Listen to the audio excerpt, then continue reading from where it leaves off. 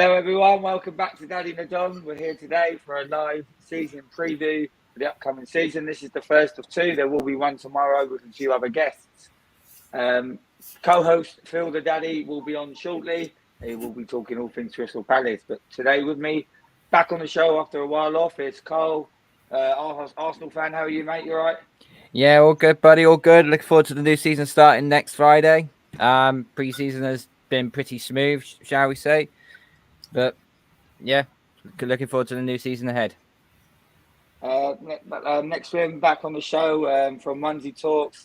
Leeds fan, unfortunately. It's Jordan. Hello, mate. Good on, man. Good to be back.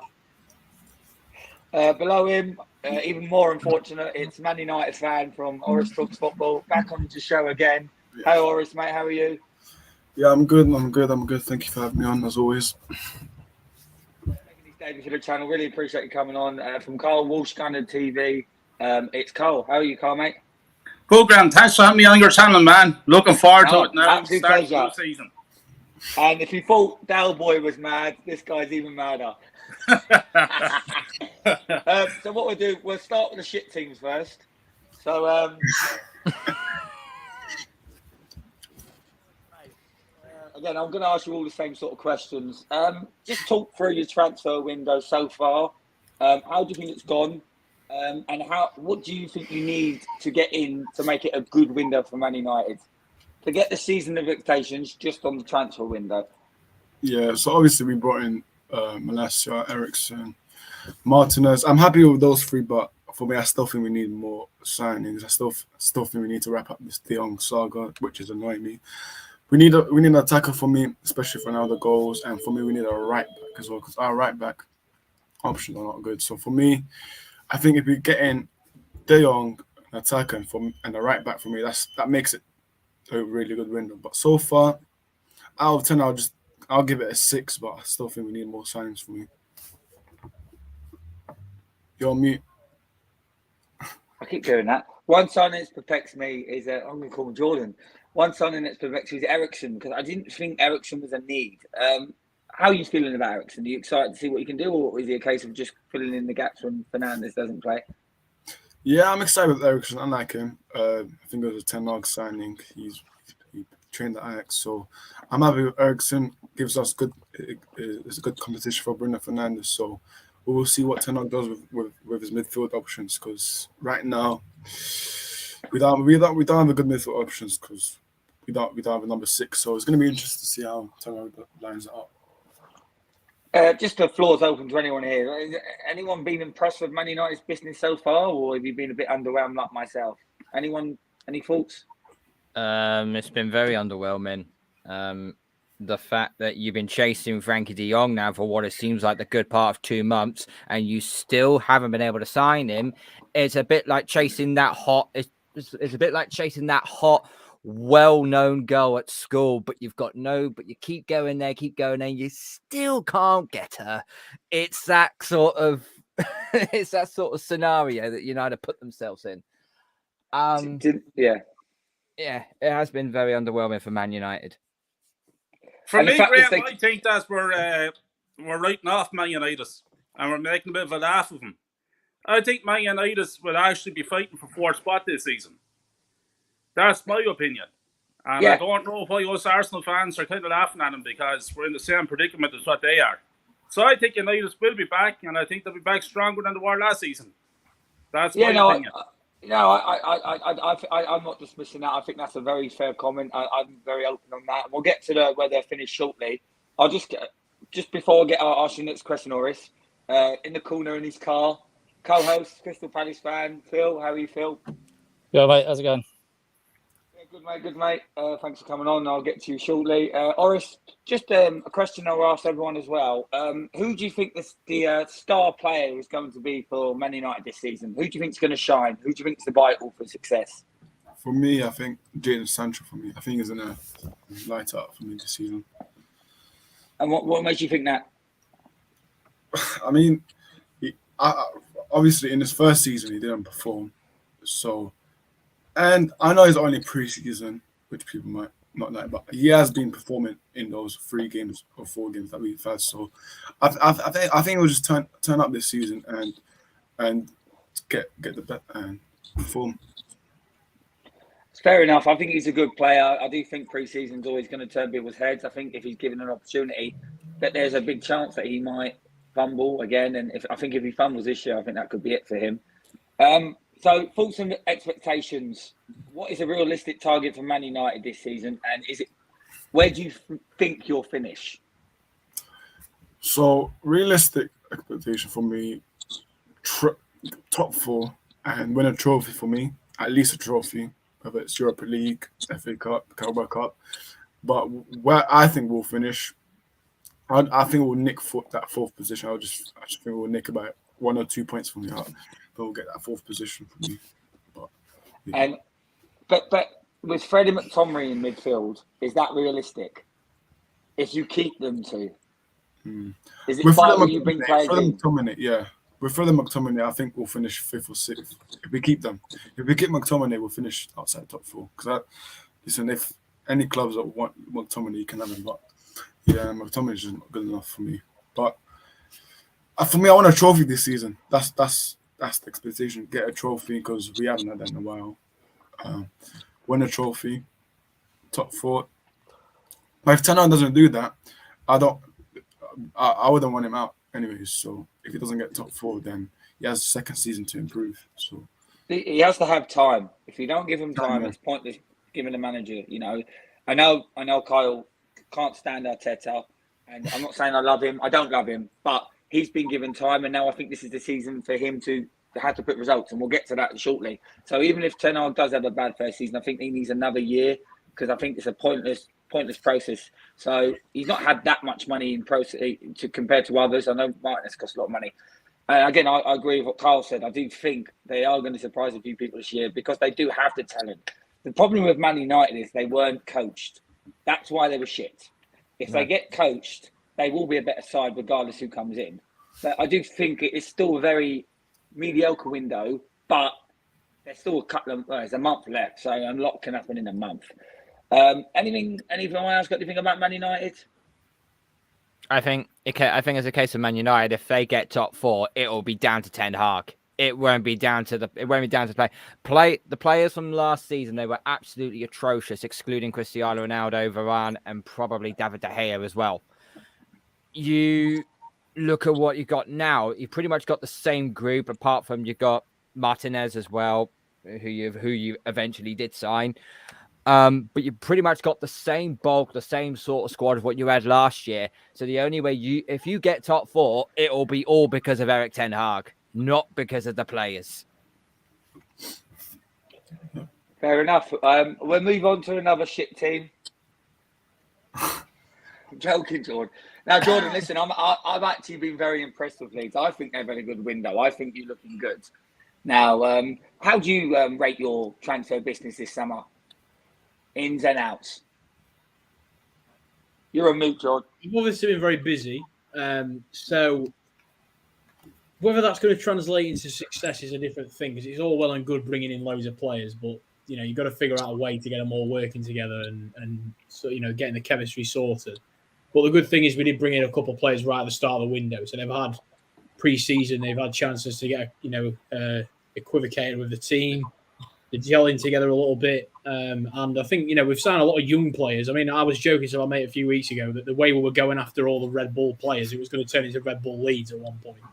We're still rumoured with a couple other guys from Salzburg, so it's I don't really know what's going on, to be honest. I mean, I did have a conspiracy theory. I mean, Red Bull have always said for years they wanted a team in England, and is there some sort of something going on behind the scenes that we don't know about? But yeah, look, Tyler Adams, obviously a full international, good player. He was, he was sort of in and out of the team last season for Leipzig, but the couple of years before that, he was a regular starter. So I think there's some promise there. We need a midfielder because our midfield was, wafer thin last season, and that really did nearly cost us. So I think he's probably the most important signing that we brought in. But I think Luis Sinisterra from Feyenoord, good value. similar profile to Rafinha when we brought him in from Rennes. Sort of an up-and-coming kid who wasn't that young, but had a lot of promise.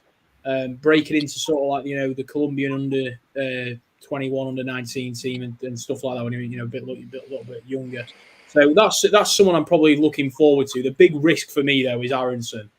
Hearing a lot of good things about him. He's made his full debut for the United States men's national team, because they have to call it that for some reason. But that is a risk for me. At 30 million, I think that's a lot of money to shell out for someone who's been playing in an unknown league. Well, not an unknown league, but a minor league. Like Horace was saying, I don't tend to put much stock into pre-season either. So he has looked good, but when you're playing teams like Brisbane Roar, it's not really a fair representation of what it's going to be like in the Premier League, is it? So time will tell, I suppose, Gray, and that's the main thing. It's just a matter of just time. Yeah, I think us four could all play against Brisbane Roar. Me and Carl up front, and you lot in the midfield. Patrick Bamford. I'm going to ask you who you think your key player is, and please give me that. But just briefly on Patrick Bamford, how vital is it in to stay fit this year? Vital, absolutely vital, because the way that Marshall sets us up, we need that guy who can hold the ball up front, and you're not going to get that off Dan James. However, I need to see Gellert play more this season. There were times last year where he wasn't getting on the pitch, and I was just like, I didn't have a clue why. He was starting Dan James up front and leaving Gellert on the bench. Gellert would come on and score. I'm thinking, why are you leaving him on the bench? He's the only striker who can score goals, so start him.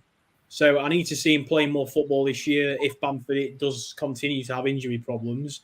And I believe that he's a good stopgap. He's obviously a really young player, so we don't know where his ceiling is. But he's got potential. I think he scored a couple of goals last season in very limited minutes, and his movement off the ball is good. He's not scared to have a shot on goal. He's not one of those strikers who just sort of pisses around with it and won't shoot. So that's a positive for me. And obviously the outgoings that I didn't mention before, that could be the biggest question mark with us this season. Yeah, so thoughts and expectations, how confident you are that you'll stay up, or do you think you could do even better than what people expect? I think now Marsh's had a whole pre-season and summer with these players, chances to drill into them more about his coaching style. There's not going to be the same upset that there was with the whole Bielsa situation last season. We've added in a lot more players, not just starting caliber players, but also other players who are going to sort of fill up the bench and have other roles within the team, which just eases the pressure on the injuries. We're going to have rotational players who can come in and out, and I think that will be a big difference compared to last season. So I am expecting us to stay up. If we end up in a position that we were in last season, I will be very disappointed. And I think we've injected a bit more youth into the team, so hopefully it just gives us a little bit of momentum to work forward towards a longer goal instead of just thinking short term and staying up next year, where we're focusing on a bit of stability over the next few seasons, I think, with the moves that we have made. Where do you think you'll finish then? Simple question. What position? Somewhere between 13th and 15th, I think, is fairly realistic. I think it'll be pretty comfortable. I'm expecting Forest to go straight back down. And, who else? Fulham as well. I think they're pretty much guaranteed to go back down. So hopefully that'll be two of the positions already taken up, and the last one should be taken by someone else, fingers crossed. Fair enough. Anyone got anything about Leeds? I think Leeds will do okay this season. I think they'll stay up. I don't think they'll be in a relegation battle at all. I think they'll play some good football. They'll be well marshalled, I think. Yeah, there's enough outfit, I would imagine. I like Leeds. I'd like to see them stand up anyway, so I'm saying 15th. That's my predicament. Yeah, no, I completely agree, Carl. A lot of people keep saying Leeds will struggle, but I disagree with that. I think they've made some shrewd signings. I think they've made changes which is needed. The centre midfield area, you've potentially brought 3 centre mids in. It's a strength and it's an upgrade from Forshaw. So people always say stuff from last year I think Leeds will be better because they'll have a manager that will keep him in the division for a while if he gets the opportunity. And I think you missed Bournemouth there because I think Bournemouth are now down to go down for me. Phil, anything on Leeds? Because you're quiet there in your car. I'm just letting everyone else get a word in, aren't I?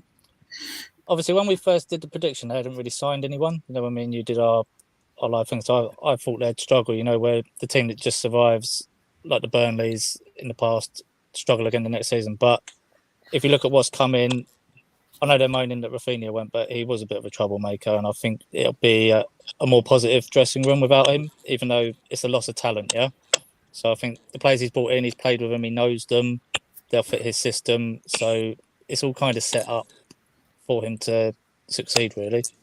But if it goes wrong the first couple of games, could be another situation. But if they get the points on the board early, then could be okay. Cool. Like and subscribe, guys. Leave a comment, please. We're going to move on now to the great side, of course. Kyle, I know you've been patiently waiting down there at the bottom. So I'll start with you, and then I'll go to Kyle. I've got to make sure I said the names right. Very similar, both Arsenal fans. Kyle, how have you rated our transfer business so far? Go on, fire. You just me or there, son? Down there. Yeah, go on, Kyle. How do you think Me, so far? Graham, you want me? Yeah. Jesus, a good addition. Quality player. My problem is that I want another striker with Jesus, because if Jesus gets injured, we are potentially left with Eddie Nketiah to lead the attack for Arsenal Football Club, which in my opinion is an absolute joke. It's an embarrassment. It's an embarrassment that they gave him a contract for 5 years, £100,000 a week.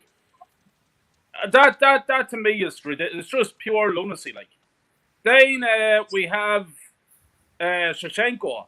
Now all of a sudden he's the best left back in the world.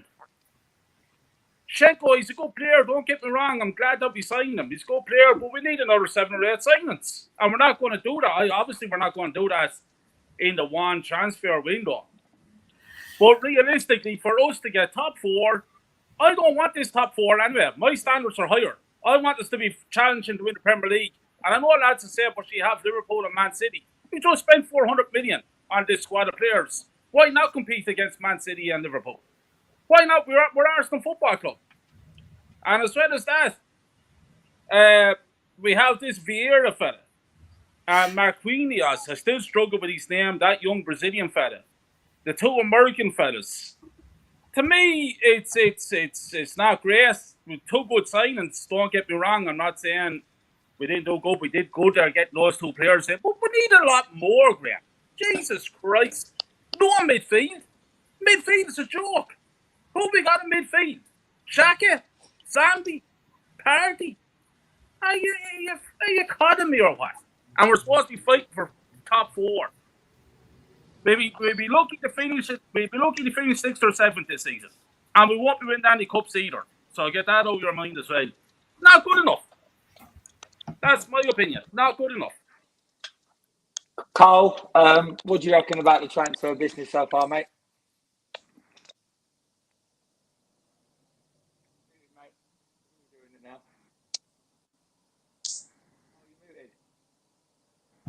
Don't know why I'm muted. Sorry about that.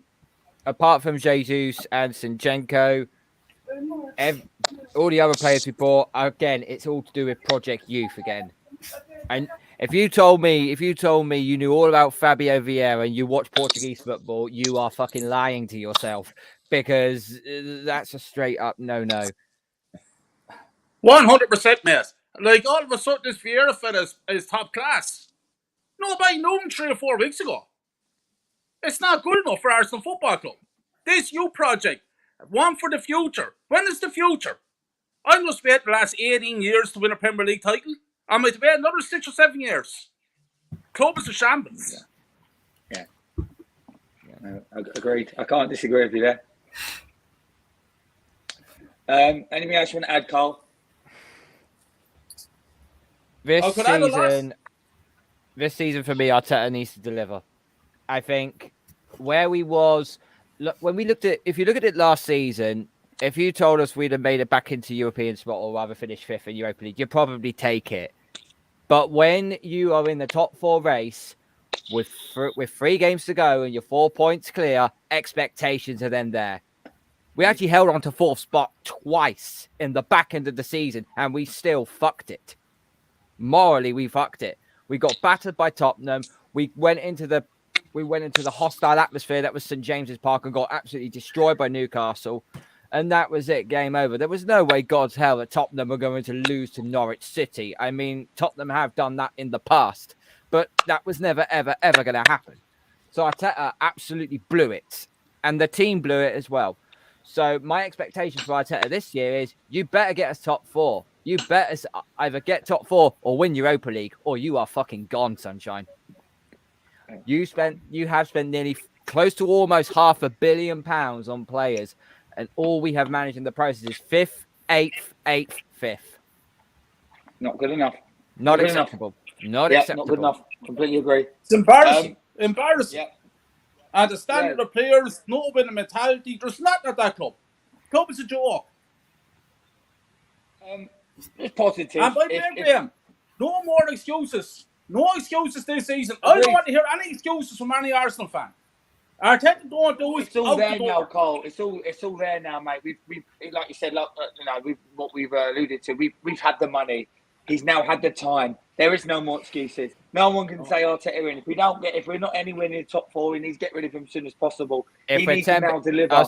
He needs now deliver. And I completely agree with Kyle. I want to win the league. I don't think that's realistic. Graham, I'll say this now. If we are between 10 and 15 points behind either City or Liverpool at top spot before the start of the World Cup, get him out now and get someone else Perfect in. opportunity. Perfect. He's had the money. It's not about the future. He needs to sort himself out. Like I said, I think Jesus is a great signing. Shinchenko's a solid signing. But Fabio Vieira, never heard of the guy. I don't even know anyone. The only crumb of comfort that I've had, what I've seen so far regarding a pre-season is seeing William Saliba play.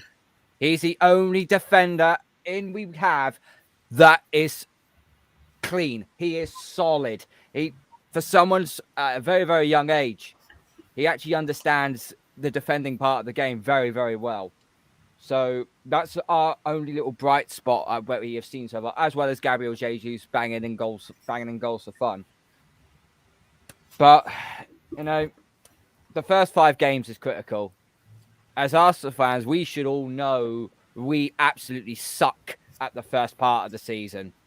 We never get off to a good start at all. We sucked for 18 years. We sucked for 18 years. The last time, I think it was someone said the last time we were actually prepared to actually ready for the season was 1998, and that was the year we won the double. You see, I have to laugh, Graham, because I'm seeing all these lads gassed up because they're after beating Orlando and the bad Chelsea team there. Pre-season, Ipswich.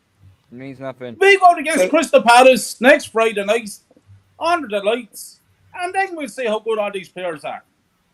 Yeah. Horace and Jordan, any thoughts on Arsenal outside looking in? I'll start with you, Horace. Yeah, for me, if you look at the transfer window, I think you still need more options, and I'm still seeing Arsenal fans, getting hyped up with the transfer window. You still need a midfielder for me. You still need a right back. We've been banging on Tillmans for the last 6 weeks now. Yeah, you still need a right back because Tomiyasu, he's made out of glass. Cedric's not good enough. Mm-hmm. Bellerin, I'm not going to say nothing about. Bellerin's going. Bellerin is going. Yeah. But yeah, for me with Arteta, I do, from Arsenal fans, I do not want to hear no excuse this season if he doesn't get top 4. No excuse. For me, I know top 4 may not be enough for Arsenal fans. I know that they're expecting the league, which I understand because the expectation has dropped now with Arsenal United. But for Arsenal, Arteta has no excuses to get top 4. He's got his players now, Zinchenko, Jesus. So Arsenal fans can't say, he doesn't have his players and all this. So he's got the money. He got backed by Edu. So he has no excuses for me. Jordan, any thoughts on Arsenal, mate? Yeah, I mean, I get your frustration, fellas. I do get it. But setting unrealistic goals and saying that you want to win the league, you've not got the team to do it. Kyle, I know what you were saying about, you need a few more guys to come in. This team needs a revamp if you want to win the league title because that force in the blue side of Manchester, they are going to win this league title for as long as they want to win it for. They're unstoppable at the minute. So I think you've got to change your. Don't set the bar too high, because then you're just going to end up being disappointed. I think top 4 is the bare minimum. But I mean, to be honest, I'm not even an Arsenal fan, and I have got no idea why Arteta is still there. I think he ran out of time a while ago. And I would not have had him here this. If you was the owner or the managing director of a football club, you had top 4 in your hands and you pissed it away, you would fire the manager on the spot, saying, "You just cost us Champions League football. Yeah. Goodbye. We're going to go ring Diego Simeone." Absolutely. Yeah. As far as that, I just want to say about wanting to win the Premier League and the standards up here. All I say is, you're spot on, mate. That it is unrealistic, because you have Man City and Liverpool, and they're so good, and they have the money and all the rest of it.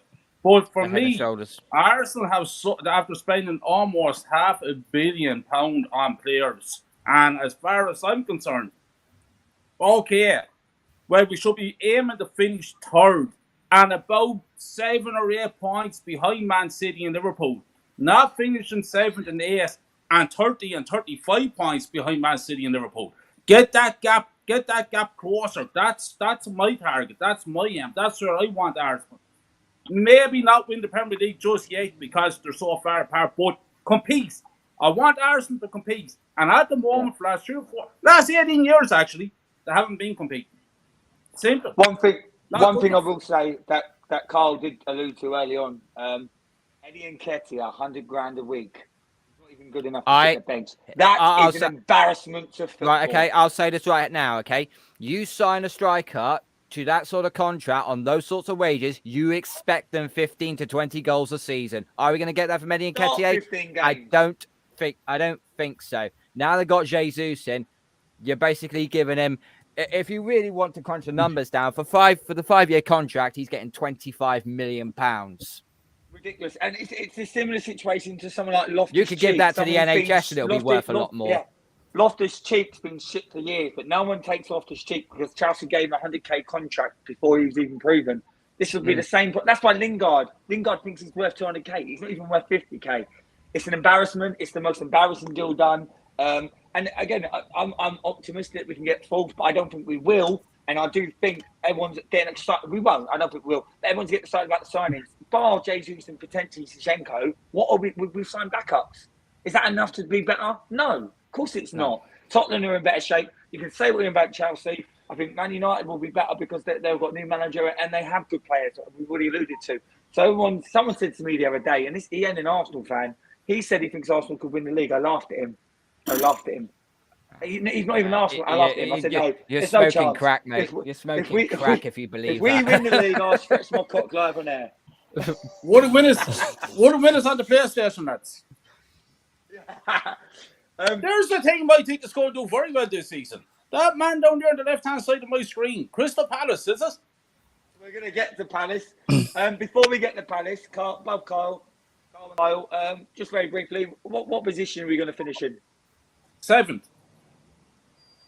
I think we're going to be around about mid-table. Arteta gets sacked, and whoever comes in is going to drag us kicking and screaming to 5th. Yeah, I'm going to say 6th, maybe 5th. Anyway, going to Crystal Palace, it's Arsenal's first game of the season, actually, away there. The last time we were there, am I not getting a say on Arsenal then? Am I just getting left Arsenal, go on. If you want, go on. Well, I'm not going to repeat what everyone else is saying. I'm just going to try and fill in the gaps. So, what Carl was saying about the 2 games that they blew it was the 2 of the end games. But I think it was Spurs and Newcastle. If you go back a little bit further, there was a patch where you were doing really well. You weren't playing great. Southampton, Palace, Brighton, those 3 games there. Losing the first game of the season against Brentford. Getting absolutely smoked by Liverpool. Specifically, I'd say Brighton, they were on like a 10-game winless streak. They were playing the worst football. They were really struggling. They were there just to no confidence. Yeah. And Arsenal turned out that was probably the shittest Arsenal team I've seen over that patch of the season. You were getting away with results. You were grinding games out. In that game, there was nothing. And that's a typical, when they play Eddie Nketiah, that's the typical performance you get when you rely on those players too much. one of those performances slips in there, and you think if you'd won that game or even drawn it, it just makes less pressure going into those games that you did slip up later in the season. So, yeah, you can say like the Newcastle game fucked you, but there was chances to secure that a long way before you even played Tottenham. And I think it just shows. I think he got saved by winning the FA Cup. If he didn't win the FA Cup, he wouldn't have been there, and you'd have got another manager in, and you'd have started to rebuild already. But if a manager wins a trophy, they have to back him, don't they? So, and then like with the signings, yeah, you are a better team on paper now with the signings. But then, if you're looking at all the teams above that you've and around you, they've all signed players as well. So it's like everyone could pump in £500 million into their teams. Doesn't mean anyone's going to climb any higher, because we could all have billionaire owners. Only 4 can get in the top 4 every year. So sometimes money gives a false expectation of where you're at. Like they've just brought in Haaland at Man City. There's no one outside of that top sort of 2 at the moment that can compete with that caliber of player at the moment. No, I mean Liverpool. I mean that all they've done is they've sold Sadio Mane and brought in Darwin Núñez. That's all they've done. That's because they actually finished a point behind City. They were nowhere near a million miles away from City. Yeah, and there's not that many players you look in the Liverpool team that need replacing either, is there? So it's not like a lot of the other teams outside have positional needs. Okay, so we'll move to Crystal Palace then. And for this preview, I thought I'll join my co-host. I'm in the car. I was wondering what you was up to. So I'm in the car. Kyle, Phil loves doing these shows in the car. There's rumours that he does a bit of dogging every now and again, but he's denied these rumours. If you pan the camera over, you'll see Graham's in the car with me. No, Phil, seriously. Crystal Palace. I know we spoke about the new signing to Corey. Overall, how excited you are with the transfer window so far for the Palace? Again, like I said last season, like I said at the start of the season, we haven't really done anything spectacular. We've replaced Kouyaté and we've signed a couple of players. It's nothing amazing, but keeping our players is probably the best bit of business we've done, if that makes sense, keeping that team together. I think Eze is going to be like having a new player because we just got him back towards the end of the season. I'd like to see how him and Elise play in the same lineup together with Zaha, because I know they were playing Elise sort of more centrally and looking to overlap. But I think they'll be the players that will shine this season. So we're going to have Eze. When he tore his ACL, he was apparently going to be selected for the England team for the Euros. So that's obviously something that would be heartbreaking for him. But he's back now, so this is his season to. I know it's going to be a disrupted season because of the World Cup, but it's going to be his season to show what he can do. And then you've got Elise, which is obviously the next version of him. We've got the Young Player of the Year from the Championship 2 years in a row in our signings. So I think he's got his team. He's had a year, and then we're just going to see like the real Pat this year, if that makes sense. Because we started at the start of the season, he was still transcending from what Roy left him really and rebuilding. So now it's going to be more about he knows what his team can do, and we'll see just how far he can take it. I think we might not finish as high, even by playing better football, if that makes sense, because I think we did overachieve in his first season. So I think it'd be easy to just say, oh yeah, we should be in like 8th and something like that. But there's a lot of other good teams that didn't do well either as well. And obviously Newcastle have got money in, so they'll be looking to climb up. So I think if we finish somewhere around the same place either side, we'll have done another very good season. Yeah, just before I ask you the next question, anyone watching, I know there's people watching, please leave a comment, ask us a question. We're happy to ask you any questions. Just on Decore, new signing, and I said this to you the other day in the last stream, if Patrick Vieira is signing a attacking footballer from France, you need to take notice of it, surely. I know you weren't the most excited because you've not heard of him, but like I said, if Pat's into a player like that, surely he could be the next big defensive midfielder, especially for Palace. What do you reckon about that? I think it's more from his knowledge from the French league because he managed in that league. So you see a lot of players Klopp's brought quite a lot of players over from the German league. So nobody really knew about Firmino before he brought him over. And he did a fantastic job for Klopp, didn't he? So it's a similar situation, I suppose. Got a player that no one else knows about, but Vieira's obviously got some links to the French league, obviously, with his time at Nice. So, again, I'm not going to get too overexcited, but it's nothing but positive news in signing players, especially the age, the price, I think he got a good deal there as well. Okay, regarding who do you think will be the star man this year? Will it be Saha again, or do you think someone else will step up like Eze or Elise? Zaha will just do what he normally does. He's good for about anything between 10 and 14 goals a season, few assists, and what he does on the ball. But again, where he gets double marked a lot, you're looking at the others to come in, and if one of the others steps up, then Wilf gets time on the ball. So I think it'll be out of Elise and Eze to be, because obviously last year Gallagher took the shine, didn't he? Everyone was impressed with his performances. Gave Zaha went about his business a little bit more quietly. But normally it's just him or nothing. I think from the season when we was with Hodgson, it was either when Zaha didn't play, we didn't get any points. So we've gone away from that now, where Zaha could probably have 5 games off and we'll still do okay. So I think it'd be between those two boys to see who's going to come out. I'd probably say, because Eze's had the injury, it'd probably be more likely to be Elise. But I could see either two of them, because of the type of player they are, there's always a chance for them to take the limelight and stand out.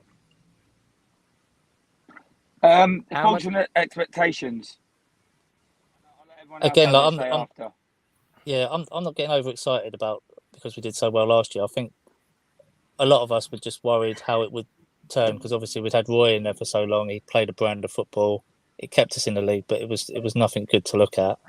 Pats obviously took it away from that. Didn't get as I said to you before, Graham, didn't get too many more points than what Roy normally did and average position. But he played better football, and it was more like the fans actually felt they were watching something rather than we were just sort of like just trying to. You've probably seen it yourself when we've got games off of you or got points off of you. City have had it where we've just bled the points out of them rather than actually gone out there and taken them. So I think like when we played Man City, even though they were down to 10 men when Laporte got sent off, I think they were struggling to handle Zaha at the time anyway, the red card. Whereas before, the only way we're going to get a point against them is to put everyone in goal. So I think Pat's brought that energy into the team now, and we've actually got like attacking options rather than just having to keep it tight like Burnley doing and just hope to get a goal on the break. We're actually looking to play on the front foot. But I think we'll come somewhere similar to last season. It'll be a good performance for us. If we finish 2 places lower, it's not a disappointment. As long as we're still playing a good football, he's doing the right things with the signings, and he's looking to progress. Fair enough. Before I ask you where you think you'll finish, anyone who wants anything about Palace from anyone? How much of a factor is it going to be that you don't have Conor Gallagher now? Because obviously he's now gone back to Chelsea. Last year he played all but 4 of the Premier League season last season. 8 goals, 3 assists. How much of a loss is that going to be, or do you think you have the perfect replacement for Conor Gallagher? That was the worry I had initially when obviously we realised there was no chance of us getting him back because of how good he was. But when you break it down, he did do a lot of that stuff in the first portion of the season up to, say, January. A lot of people said he went missing towards the back end of the season, and we still did okay for points. Obviously, over a whole season, you are going to miss those contributions that he got. But I think the way we finished the season without him actually playing that well gives you confidence that we can get through it. Obviously, injuries and suspensions might be a bit harder to cover now because it's one less body in there. So obviously, Doucouré came in, but he's just replaced Kouyaté, who also went out. So I think we do need to, and Luka Milivojevic is just his legs are gone. He's not the player he was before.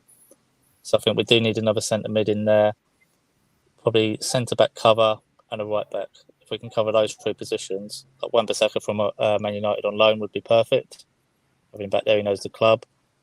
Any sort of centre back that's going to be happy to come in and play as a backup, because the 2 boys that are playing there at the moment, they're fine. But you do need someone, maybe an experienced player that's without a club. As I said, like I've seen Ben Mee and Tarkowski went on freeze. Signing someone like that would have been perfect for us, but obviously we weren't in for him. And then, just another centre mid. I think Will Hughes will get more action now, though, where you were saying about missing Conor Gallagher. He had to sit on the bench quite a lot, and I'm quite a good fan of Will Hughes, even from like his Watford and Derby days. So I think he'll have a season to show us what he can do if he gets proper minutes.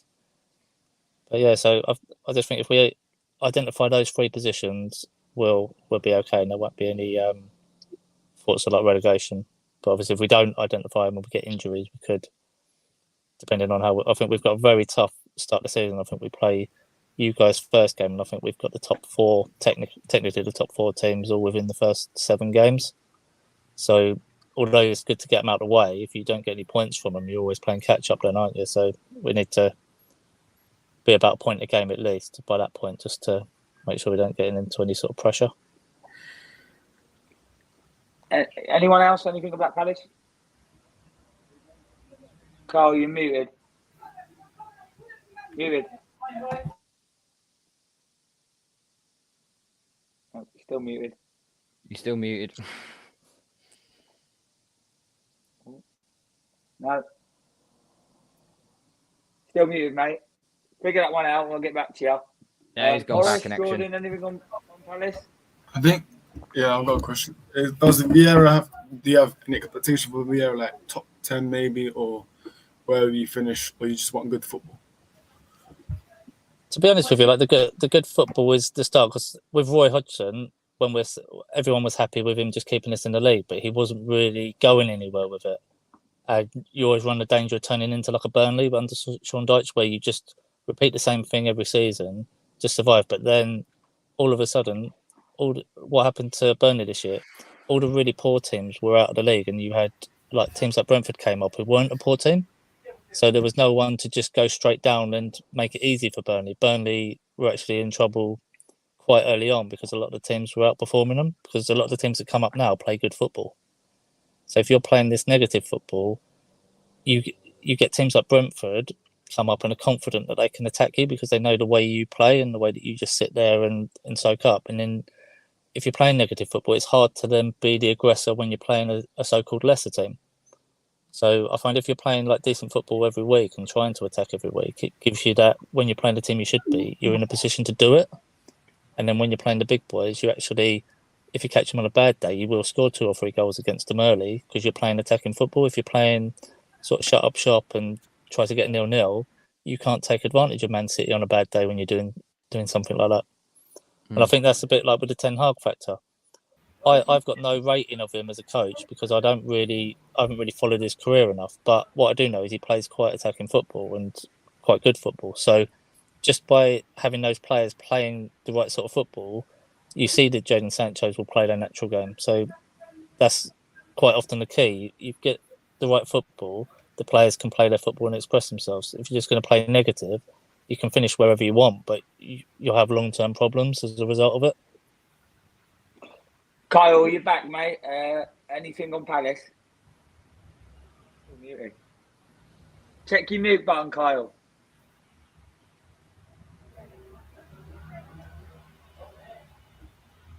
Muted. It's a shame. It's not often that he's speechless, is it? Oh, it's guttering. This isn't Crystal Palace, unless Jordan wants to say anything. This isn't Crystal Palace preview together. Jordan, anything on Palace? No, I think you boys have summed it up really well, to be honest. I don't think I've got anything else to add. There is 20 people watching, so please like, comment, subscribe. We're much appreciated.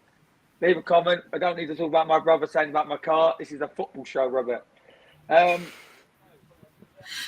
their teams. Unfortunately, Kyle's gone, which is a big shame. Big up to Kyle anyway. We are now very simple near the end of the show. So bottom 3. I'll start with you, Oris. Who are going to be the bottom 3 this year? In order.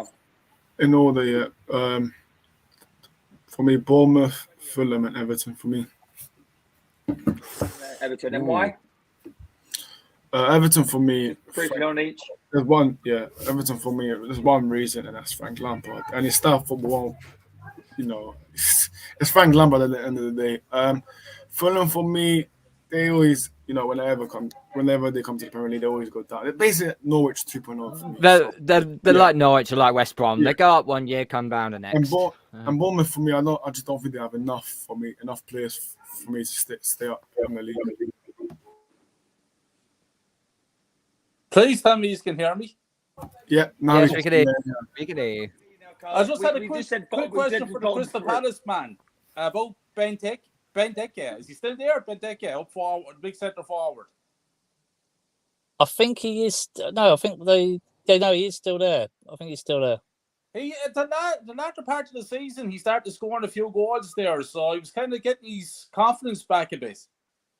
I don't know. He did that to me the year before. He finished really well, and I backed him at the start of last season. We did a preview show to say that he'll run that into this season, and then he didn't do anything. Obviously, he did it again towards the end of the season, but I think it's just, again, he's someone that no one's going to buy him off of us because of the wages he's already on. Yeah. And the fee, when his contract runs out, someone will take him, and he'll get more money than he's on here. But it's going to be very hard for him to actually get into the team. I don't know, like someone like Jordan Ayew, I wouldn't have put him down as someone that would perhaps start, but he is a real workhorse and he puts a shift in for the team. So he's the sort of player that he didn't cost us. I think it cost us $500,000 when we signed him from Swansea, I think it was, and he's been great value for money there, where like others you've spent like 30 million on and you've got less back from it. So exactly.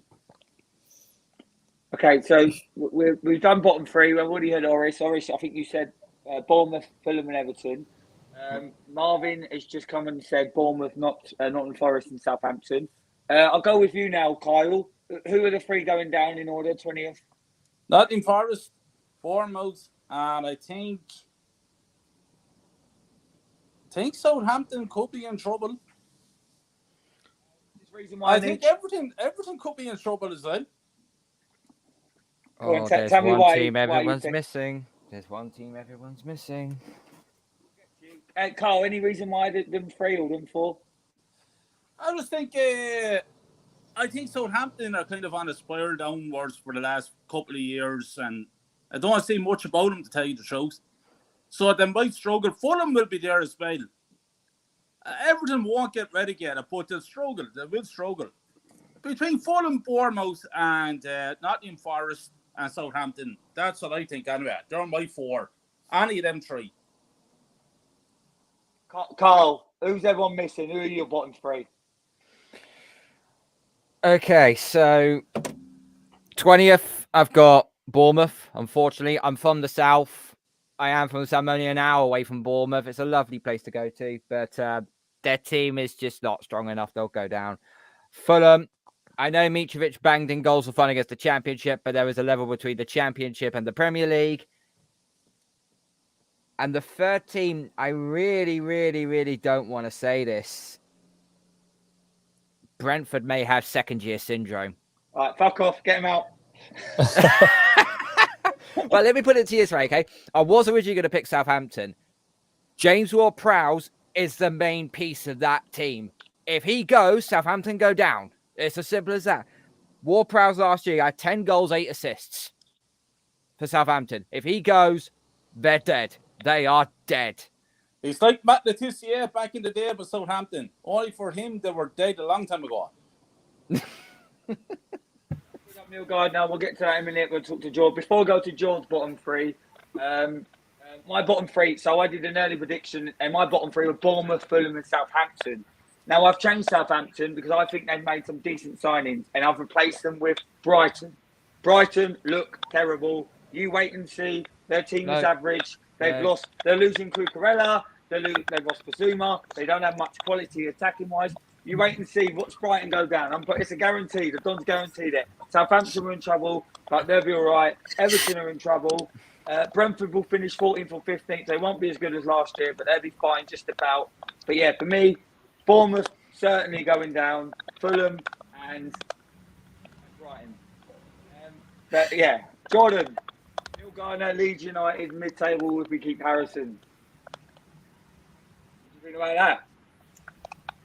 I mean, Harrison, he was hot and cold last season. I don't know how important he really is to us at the moment.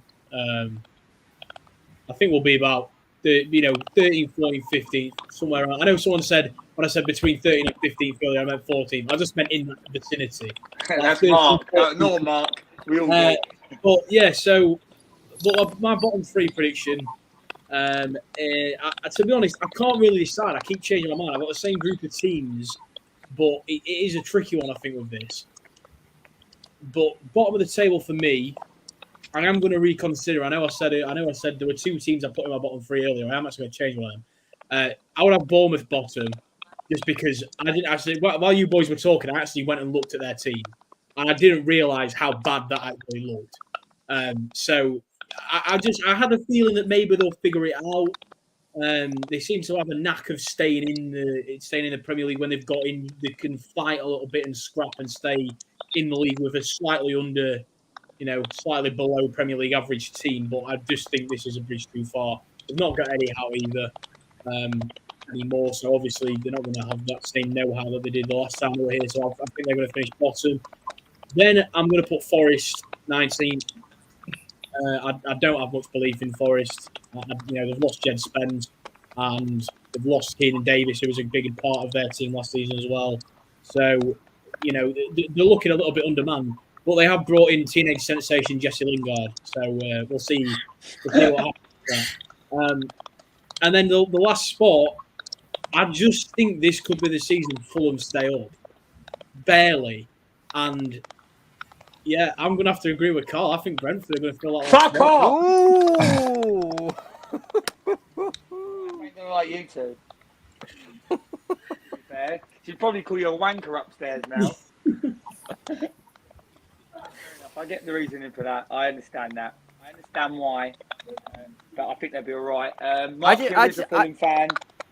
Look, I just think I've currently out of the three teams that went up for the Championship, Forest have done the most amount of business.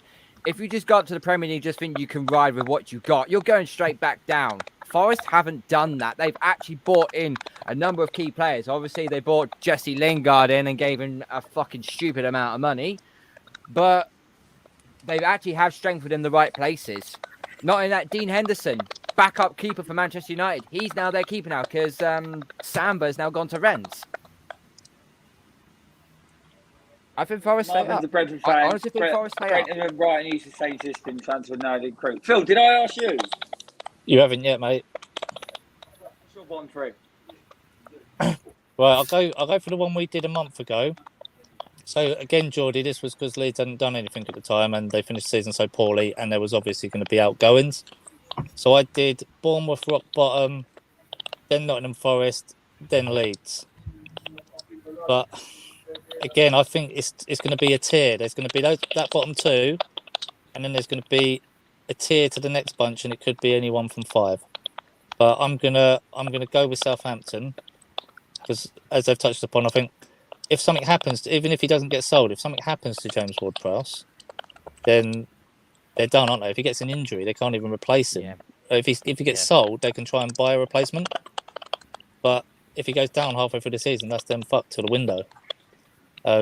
Potentially, he might go to the World Cup as well because I know it's set pieces and stuff, so he might go there, might get injured there, and then you're in a real predicament, then, aren't you? But I wouldn't be surprised if any one of sort of like 5 teams took that final spot. I actually think Fulham might stay up this year because the last 2 times they were in the Premier League, they sort of limped in through the playoffs where they sort of just blew the league away this year. And going to the point Carl made about the Mitrovic goals, it's obviously he's not going to score as many. And if you look at someone, there's certain players like Dwight Gale who played for us. He scored a shitload of goals in the Championship. He'd come up to the Premiership, he couldn't hit double figures. Some players just have that. They're just in a mid tier where they can sort of they do all right for you in a relegation battle. They get sort of 10 to 12 goals for you, but they won't get any more. And then when they go down to like Pookie's the same. He'll go down to the Championship. He'll score 25, 30 goals now. Come back up. He'll struggle to get 15. Okay, we'll move on because we're 55 minutes in. There's 24 people watching. The next question, please, watching in the comments, put your top 4. Top 4 will be in order from 4 to 1st. I'm going to go to Kyle. It's me. Who is the top 4? Manchester City, number 1. Liverpool, number 2. Chelsea, number 3. And Spurs will finish 4th. Okay. Oris, top 4. First City, 2nd Liverpool, 3rd Spurs, and 4th. But I think we're going to edge it. I think Man United. But we'll just edge it. Of course you are. Of course you are. Man United always had you. Phil, top 4. Again, I've changed it from what I said before, just because I don't think United have signed as much as I thought they were going to sign originally. I thought they'd have had a lot more through the door at the moment. So I'm going to go again City. I think they're not going to blow the doors off it, but they're going to win by maybe 5 points. It's going to be Liverpool. Then there's going to be a considerable gap, maybe another 10 points to Spurs, and then it's going to be a blanket finish for maybe like one of 4 teams. But yeah, I'll go with Chelsea just because I think they have. I was worried when they were having the guys going out. They've got 2 decent signings in, and I think there'll be some more to follow. And I think Arsenal and United just miss out. It won't be a massive amount of points. It'll be quite close between the 3, but I think Chelsea, with their experience, will just edge that 4th place. Carl. Okay. 4th, Chelsea. 3rd, as much as this absolutely pains me, their transfer window has been exceptional. Tottenham. And I'm going to say is I think Liverpool are chomping at the bit to win this title again. They're only a point behind City last year, and they're going to want it big time. I think Liverpool do it this year. Liverpool win it. City go 2nd. Jordan. I just don't think there's any stopping City. They have got the best young talent on planet Earth, and they're going to dominate the league next season. And I'm still tossing up whether to have my £20 challenge on City to go unbeaten next season. I don't think that anyone is prepared for what this young kid from Norway is going to do to this league. I genuinely think, I want to guarantee right now, if he stays fit and plays 34 plus games next season, he scores 30 goals in the league. He dominates. Okay. Going from the Bundesliga to the Premier League is a different kettle of fish. Yeah. Not with We'll Haaland. see how good he is. We'll see how good. So that's what I'm first. And then 2nd, I think Liverpool is the obvious choice. They're going to chase City home, and it's going to be desperately unlucky because it's probably going to be another 90-plus point season where they don't get anything for it. Then 3rd, I've got Spurs. And then 4th, I can see West Ham knocking on the door again, but they just don't have the talent, I don't think, to crack the top 4. And as much as I don't want it to be, I genuinely think there's still untapped potential because of this mess of the coaching situation last season at Manchester United. I think we're going to see some positivity from Jadon Sancho and some of them guys. So I do think Man United will just scrape 5th at the expense of Chelsea. Yeah, I actually think I think it'll be. I'm actually going to go. I did say Liverpool originally, but I think Man City are going to be too strong. Then Liverpool, then Tottenham, then Chelsea. I think Arsenal, Man United, 5th or 6th either way. I'm not sure yet. We'll see by the end of the transfer window. But yeah, I don't think we're near enough to be 4th. I don't think anyone else will get anywhere near the top 6. I think West Ham will be 7th or 8th. No. I'll throw a spanner on the works right now. If you look at Newcastle United when Anyhow took over, from then to the end of the season, their point differential, they would have been in 4th place. That team is going to be a fucking problem this coming season, and it would not surprise me if Newcastle gate crashed 5th to 7th. It wouldn't surprise me. That's a big shout. I think they're going to be 8th or 9th, but I'm not dismissing it. I'm not saying they won't. I've got them down as 7th on my list anyway. I think they might be 7th or 8th, to be fair. So yeah, that's not a bad shout. 22 people watching. So before we go, big up yourselves, guys. So I'll start with you, Jordan. Just big up where we can find you on YouTube, mate. Yeah, man. So you can find me mainly on Twitter. That's my main space. So Jordan_NBA. Cover a lot of NBA content, football as well. And I also do a show on a on a Thursday night now. Courtesy of Monday Talks. So Monday Talks NBA. So we talk basketball and all that good stuff. So that's 7:30 Thursday evening every week. We usually go for about an hour and a half. So yeah, if you're interested in that kind of stuff, come join us. Like a dick. Horace, where can we find you? Yeah, you can find me on Horace Talks Football on YouTube. lots of content coming tomorrow. I'll be going live at 6 p.m. So make sure you guys stay tuned in for that. Channel 200 subscribers recently as well. Well done, mate. Yeah, appreciate it. Kyle Walsh, where can we find you, buddy? You can find me on YouTube, Kai Walsh Gunner. I speak facts. That's it.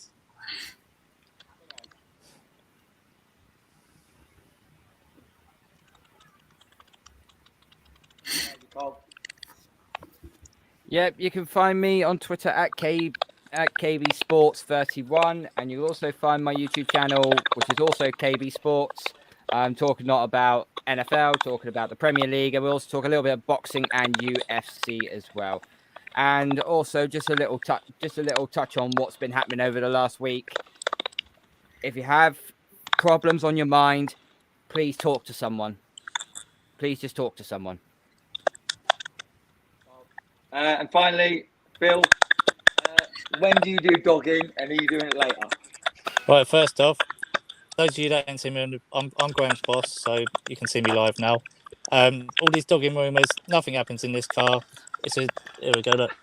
Shitty little family car, crap all over the place. Wife and kids have trashed it. I have got a little one that sleeps, goes to bed at 6:30, so I have to be out of the house when I'm doing all this crap, as my wife puts it. So that's what happens. And I also work night shifts, so I normally do it just before I go out on a shift. Obviously, today I'm going to play pool, so it's slightly different. So all these stories fabricated by Graham mostly. None of it's true. And Mark Hill, he was in the comments earlier saying, "Oh, look at me, I'm sitting in my mum's car." He hasn't even got a car, so I don't know why he's piping up. So to confirm, No action happens in this car, mate. I wish it did, but not that lucky. dogging is when people have sex outside. Wait, it's Orist. It's not bloody Ollie. No, lads, listen. Who was that fella on your show the other day, or Ollie's show, Orist? There was some Nippon or someone. Nippon, yeah. Oh, I was watching that. It was freaking me out. I didn't know what show I tuned into. Yeah, Oris can't even talk. Listen, guys, tomorrow we do another show. I'll be back, and I will have Jay, Brentford, Luke for Tottenham, and Ren's back on the show for Liverpool. So please stay tuned. Give that one a watch tomorrow, guys. It's going to be at 6:30 tomorrow. I just had Hanif message me. Hanif, I've only got 6 spots for time, but Hanif might be on the show as well for Chelsea. I'll talk to him later. But thanks for everyone for watching. Make sure you like and subscribe. Pick up everyone's channel. KB Sports, Jordan from Monday Talks, obviously Phil, I'm his boss. Horace Talks Football, and Carl Walsh. Thank you, everyone. We'll see you soon, and enjoy the dogging, Phil. See you later.